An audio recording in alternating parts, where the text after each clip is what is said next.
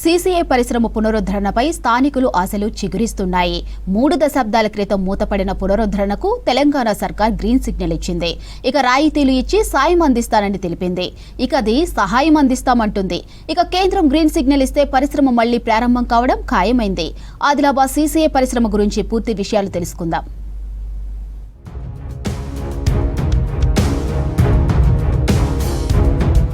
ఆదిలాబాద్ జిల్లా కేంద్రంలో మూతపడిన సీసీఐ పరిశ్రమపై మళ్లీ ఆశలు చిగురుస్తున్నాయి. మూతపడిన పరిశ్రమను పునఃప్రారంభించడానికి తెలంగాణ సర్కారు గ్రీన్ సిగ్నల్ ఇచ్చింది. ఇటీవల పరిశ్రమ పునఃప్రారంభం కోసం రాష్ట్ర పరిశ్రమల శాఖ మంత్రి శ్రీధర్ బాబు, సిఎస్ రామకృష్ణారావు హైదరాబాద్లోని సచివాలయంలో కేంద్ర ప్రభుత్వ అధికారులతో భేటీ అయ్యారు. దీనికి సీసీఐ సీఎండీ సంజయ్ బంగా హాజరయ్యారు. సీసీఐ పునఃప్రారంభానికి సానుకూలంగా ఉన్నట్లు రాష్ట్ర సర్కార్ ప్రకటించింది. పునఃప్రారంభానికి 2,000 కోట్ల నిధులు విడుదల చేయాలని కేంద్రాన్ని కోరారు మంత్రి శ్రీధర్ బాబు.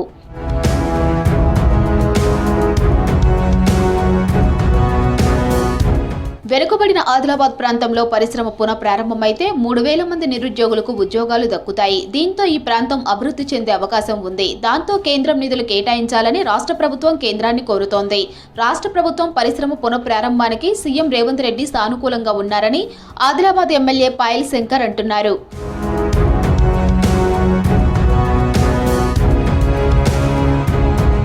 ఈ పరిశ్రమకు 100 సంవత్సరాలకు సరిపోయే ముడి ఖనిజం ఉంది. ఉత్పత్తి చేసిన సిమెంట్ను తరలించడానికి రైల్వే, రోడ్డు, రవాణా సౌకర్యాలు ఉన్నాయి. కేంద్రం కూడా సీసీఐ రోడ్లకు ప్రాధాన్యత ఇస్తోంది. దీనికోసం త్వరలో రాష్ట్ర ప్రభుత్వ అధికారులతో కలిసి ఢిల్లీ వెళ్తామని చెప్పారు ఎమ్మెల్యే పాయల్ శంకర్. కేంద్రం కూడా పునఃప్రారంభానికి గ్రీన్ సిగ్నల్ ఇస్తుందని ధీమా వ్యక్తం చేశారు. 30 సంవత్సరాల నుండి మూతబడినటువంటి ఆదిలాబాద్ సిమెంట్ పరిశ్రమని పునఃప్రారంభించాలని నా తరఫున నేను అనేక విధాలుగా ప్రయత్నం చేస్తున్నా. దేశ ప్రధానమంత్రి నరేంద్ర మోడీ గారి దగ్గర కూడా ఇప్పటికి 3 నుంచి 4 సార్లు వెళ్ళి రిప్రజెంటేషన్ కూడా ఇవ్వడం జరిగింది. ప్రధానమంత్రి గారు కూడా సానుకూలంగా స్పందించారు. ఇదే విషయమై రాష్ట్ర ముఖ్యమంత్రి రేవంత్ రెడ్డి గారు కూడా ఈ విషయం చెప్పిన వారు కూడా సానుకూలంగానే స్పందించారు.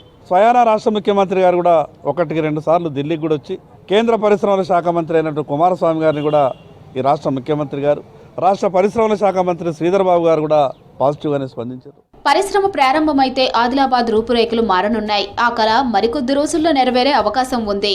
అయితే పరిశ్రమ ప్రారంభానికి కేంద్ర, రాష్ట్ర ప్రభుత్వాలు సానుకూలంగా ఉండటంపై ప్రజలు సంతోషం వ్యక్తం చేస్తున్నారు.